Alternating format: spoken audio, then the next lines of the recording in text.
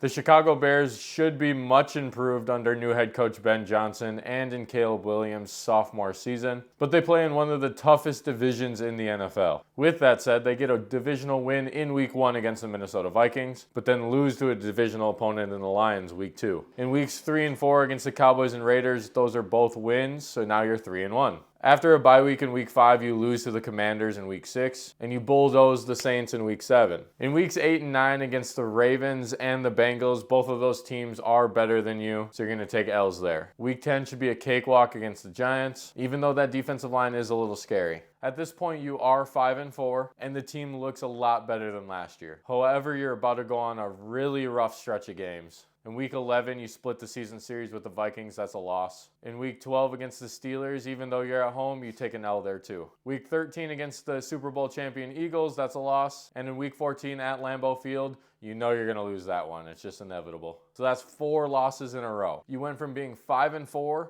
to 5-8. Lucky for the Bears, they get their lick back against the Browns. And in Week 16, you're actually going to split the season series with the Packers. You beat them at home. Week 17, you go on the road against the San Francisco 49ers and you beat them. So now all of a sudden you're sitting at 500. You're 8-8 with a divisional opponent in the Lions in the last week of the season. And because the Lions are resting their starters, you're actually going to win that one. Unfortunately, that is not good enough to get you in the playoffs. In an NFC that's probably going to be top heavy. So I have the Bears' final record being 9-8. What do you guys think? Is my win prediction for the Bears too high or too low? And let me know down in the comments how you think the Bears are going to do in the 2025 season.